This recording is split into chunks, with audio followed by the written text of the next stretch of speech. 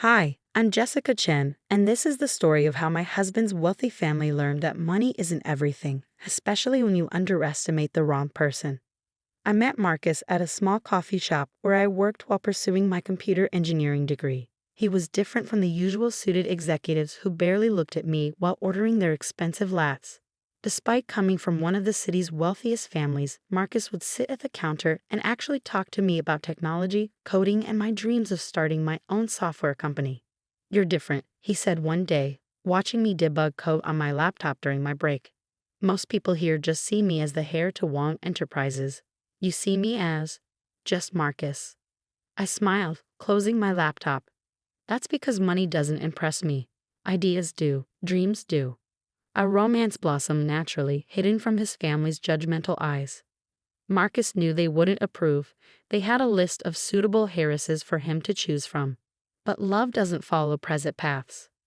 When Marcus finally told his parents about us, the explosion was nuclear. A coffee shop girl with a community college degree, his mother, Eleanor Wong, practically spat the words during our first dinner together. She sat at the head of their massive dining table, wearing jewelry that probably cost more than my entire education. "Actually, I'm completing my computer engineering degree," I corrected her politely. "And it's a state university, not a community college." "Same difference," she dismissed with a wave of her manicured hand. "Marcus needs someone who understands our world, our social obligations, not some scholarship case." Marcus squeezed my hand under the table. "Mother Jessica is brilliant. She's developing innovative software that could revolutionize." "Enough." Harold Wong, Marcus's father, slammed his hand on the table. "No son of mine will marry beneath his station. End this foolishness now." But Marcus didn't end it. Instead, he proposed the next day, and we had a small private ceremony at City Hall. His parents refused to attend. "You'll regret this," Eleanor warned him. "She'll show her true colors soon enough." Despite his family's disapproval, we were happy. Marcus supported my studies while I finished my degree, and I started developing my software on the side. We lived in a modest apartment, avoiding his family's social circles and focusing on building our life together. Then I got pregnant. The news should have been joyous. Instead, it set off a chain of events that would change everything. "A baby changes things," Eleanor announced, suddenly appearing at our door one day when Marcus was at work. Perhaps we were hasty in our judgment. She invited us to move into the family mansion. Marcus was thrilled, seeing it as a chance to reconcile with his family. I was hesitant, but I wanted our child to know their grandparents. So we moved in. That's when the real nightmare began. Eleanor's acceptance was a carefully crafted trap. She began hosting elaborate parties, parading me in front of their social circle like a circus act. "Isn't it charming?" she'd say. "Our Marcus, so charitable, giving a chance to someone from her background." I endured it all for Marcus's sake, but then I overheard a conversation that chilled me to my core. "The girl is becoming a problem," Eleanor told Harold in his study. "She's actually trying to patent some software she's developed." Imagine the embarrassment if Marcus's wife starts peddling computer programs like a street vendor. "The prenup will protect Marcus's interests," Harold assured her. "And once the baby is born—" "Yes," Eleanor's voice turned cold. "Once we have our grandchild, we can deal with the gold digger appropriately." I rushed back to our room, heart pounding. The next day, I discovered they'd been working behind the scenes. My patent application had been mysteriously delayed. My university records showed an investigation into academic irregularities. They were systematically destroying my credibility. When I confronted Marcus, his response shattered my world. "You're being paranoid, Jessica," he sighed, not looking up from his phone. "Pregnancy hormones are making you irrational. Mother is trying her best to welcome you into our world. Your mother is trying to destroy me," I shouted, showing him the patent interference documents I'd uncovered. "Those are just standard legal procedures," he dismissed. "Maybe if you'd stop trying to prove yourself and just accept your place in this family." "My place?" I whispered, finally seeing him clearly. "You mean beneath you? Like your mother always said." Before he could respond, Eleanor burst into the room, waving her tablet. "How dare you?" she shrieked. "Arguing with my son in his own home. Causing him stress with your wild accusations." What happened next seemed to unfold in slow motion. Eleanor clutched her chest dramatically, stumbling. My heart? The stress. She's trying to kill me. Marcus rushed to his mother while Harold appeared from nowhere, pointing at me with rage. Get out. Get out of this house now. Marcus, I pleaded, but he wouldn't even look at me, too busy attending to his mother's theatrical performance. Security guards appeared, escorting me out with just my purse and the clothes on my back. As the massive doors slammed behind me, I heard Eleanor's miraculous recovery, her voice carrying clearly. Finally. Now we can protect our grandchild from that gold digger's influence. I stood there, 5 months pregnant, watching the sun set behind the mansion I foolishly thought could become my home. But I wasn't broken. I was angry. What they didn't know was that I'd seen this coming. I'd been preparing, and I had an ace up my sleeve, one that would make them regret ever underestimating the coffee shop girl. As I walked away from the mansion, my phone buzzed with a text message that would change everything. Ms. Chen, this is David Zhang, Marcus's business partner. We need to talk. There's something you should know about Wong Enterprises and your software. Standing there, one hand on my belly where my baby grew, I smiled. They thought they'd won, but the game was just beginning. The next morning would bring revelations that would shake the Wong family to its core. That night, I met David Zhang at a small, discreet restaurant downtown. Unlike the Wong family's usual flashy establishments, this was a quiet place where serious conversations could happen without interruption. David was already waiting when I arrived, his usually immaculate suit slightly rumpled, suggesting he'd come straight from the office. He stood as I approached, pulling out a chair for me. Thank you for meeting me, Jessica, he said, his expression grave. I've been wanting to talk to you for months, but the Wongs, they have eyes everywhere. I sat down carefully, one hand protectively on my baby bump. What's this about, Mr. Zhang? And why now? He pulled out a tablet, sliding it across the table. Take a look at this. It might seem familiar. My heart stopped as I scrolled through the documents. On the screen was my software, the project I'd been working on for years. But it wasn't just my code. It had been modified, expanded, and was now being prepared for launch as Wong Enterprises' newest product. They stole my work, I whispered, anger building in my chest. David nodded grimly. Not just stole it. They've built their entire new digital division around your framework. That standard legal procedure blocking your patent. It was so they could file their own patent first. But how did they? I stopped, realization dawning. Marcus. He had access to my laptop, my files. Marcus is just a puppet. David leaned forward, lowering his voice. Eleanor and Harold have been running the company into the ground with outdated strategies. They needed a win. Your software was their salvation. But they couldn't bear the thought of owing their success to the coffee shop girl. I remembered all the times Marcus had asked about my project, showing sudden interest in the technical details. How Eleanor had insisted I use the superior computer in their home office. They'd been gathering my work piece by piece. Why are you telling me this? I asked David. You're their business partner. He smiled grimly. Partner? More like their latest target. I built the Asian market division from nothing. Now that it's profitable, they're trying to push me out too. Just like they did to you.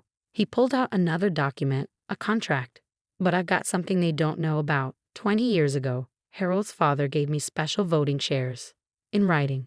If combined with other shareholders, these shares could force a board review. My mind raced with possibilities. And what do you want from me? Justice, he said simply. Your software is revolutionary, Jessica. But they're implementing it wrong. Their shortcuts will make it vulnerable. When it fails, and it will fail, thousands of businesses will be compromised. I sat back, processing this information. So you want to stop them? I want to help you take back what's yours, he corrected. And in the process, maybe we can save Wong Enterprises from itself. Over the next few hours, David laid out everything. The Wong family's perfect image was a facade. Their fortune was built on taking credit for others' innovations. My software wasn't the first thing they'd stolen, just the most recent. There's more, David said, pulling out one final document. Remember that prenup they made you sign? The one Marcus said was just a formality? I nodded, my throat tight. It has a clause about intellectual property. Any IP developed during the marriage belongs to both parties equally. When they stole your software, they actually gave you a legal claim to half of its value. I laughed bitterly. They'll have the best lawyers in the country. Yes, David smiled. But we have something better. We have proof. And he paused dramatically. We have your backup files. My head snapped up. What? That day you came to my office 6 months ago to discuss cloud storage solutions. I noticed you uploaded something to a secure server. I've kept it safe, untouched, original timestamps intact. Tears welled in my eyes as I remembered. I've been so careful, so paranoid about backing up my work. That paranoia had just saved me. Here's what we're going to do, David continued, outlining a plan that would make Eleanor's head spin. But we need to move fast. They're announcing the software launch at the annual shareholders meeting next week. I placed both hands on my belly, feeling my baby kick as if in agreement. I'm ready. The next week was a blur of preparation. David's lawyers worked around the clock, preparing documents. Tech experts analyzed my original code against Wong Enterprises' stolen version, documenting every theft. But the real masterstroke came from an unexpected source. Mrs. Wong. A timid voice called me 3 days before the shareholders' meeting. It was Amy, Eleanor's personal assistant. I have something you should see. She handed me a USB drive, hands shaking. I've worked for Mrs. Wong for 15 years. The things I've seen, the people she's destroyed. I can't do it anymore. Everything's on here. Every email, every hidden document, every secret meeting. I knew it must have cost her to do this. Thank you, Amy. Just. She hesitated at the door. Make it count. The morning of the shareholders' meeting dawned bright and clear. I dressed carefully in a conservative black maternity dress, my hair pulled back professionally. David met me at his office. Ready? He asked, helping me out of the car. I nodded, squaring my shoulders. More than ready. As we walked into Wong Enterprises headquarters, employees stopped and stared. News of my dramatic exit from the Wong mansion had spread. No one expected to see me here. We rode the elevator to the top floor, where the boardroom was already filling with shareholders.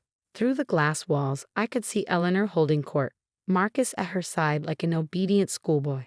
The moment we walked in, silence fell. Security. Eleanor shrieked, half rising from her chair. Remove this woman immediately. I wouldn't do that, David's voice cut through the room. Not unless you want to explain to the shareholders why you're removing someone who owns half of today's big announcement. Harold's face turned purple. What nonsense is this? I stepped forward, my voice clear and steady.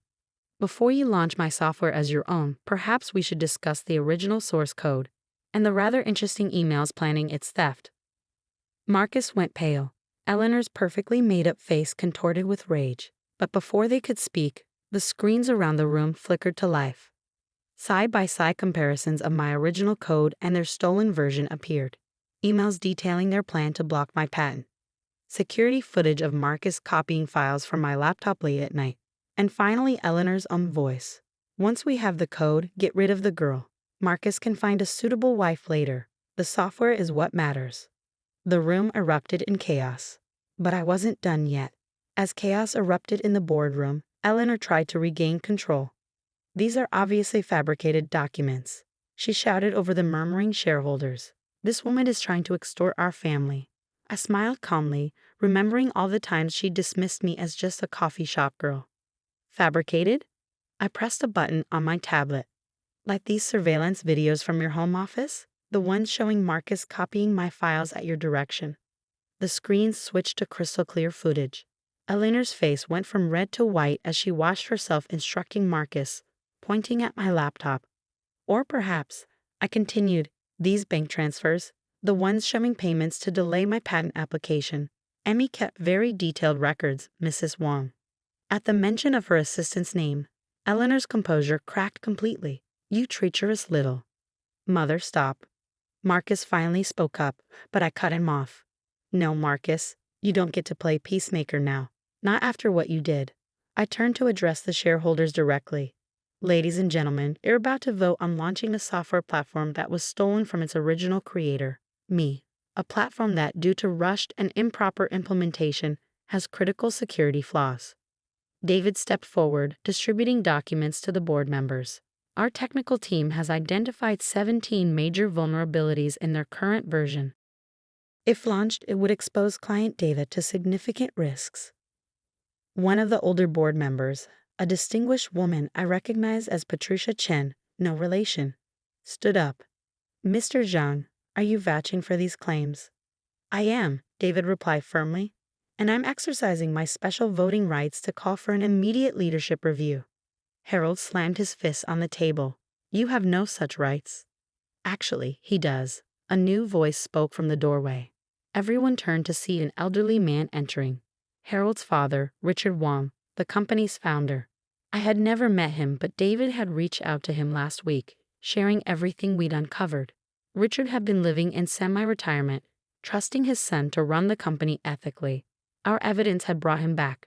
Father, Harold stammered. You don't understand. I understand perfectly, Richard cut him off. I understand that you and Eleanor have betrayed everything this company stands for. Stealing from a pregnant woman? Destroying careers to cover your tracks. He turned to me. Mrs. Wong, on behalf of the company I built, I apologize. Eleanor wasn't finished. She played her last card. Marcus, tell them. Tell them she trapped you with that baby. Tell them. Enough, Marcus shouted, surprising everyone.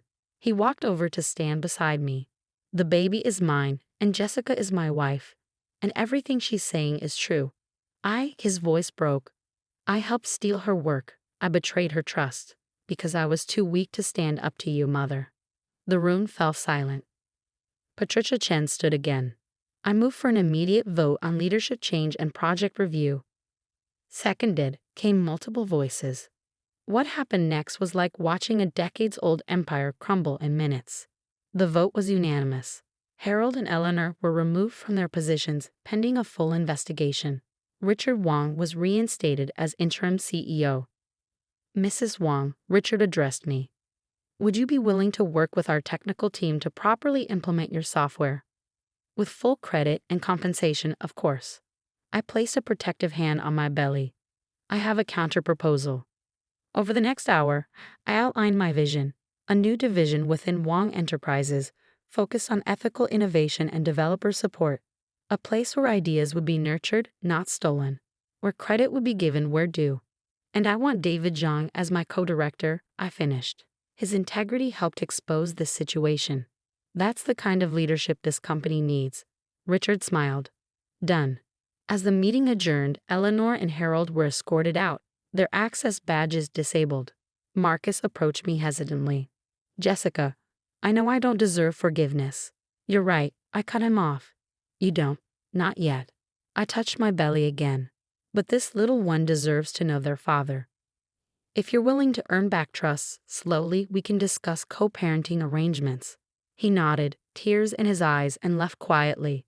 3 months later, I gave birth to a beautiful baby girl. We named her Grace, a reminder that strength can come with mercy. Eleanor and Harold faced legal consequences for their actions, but avoided jail time in exchange for returning all stolen intellectual property to its rightful owners. Not just mine, but dozens of others they'd stolen from over the years. The software platform, properly implemented, became Wong Enterprises' most successful launch ever. Our ethical innovation division attracted brilliant minds who might have otherwise been intimidated by corporate politics.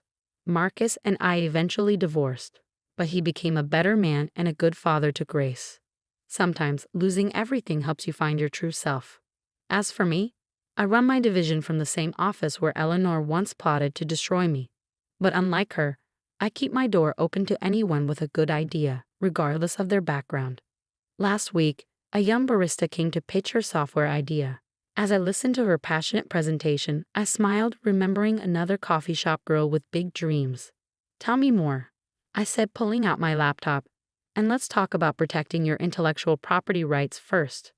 Because success isn't just about winning. It's about changing the game for those who come after you.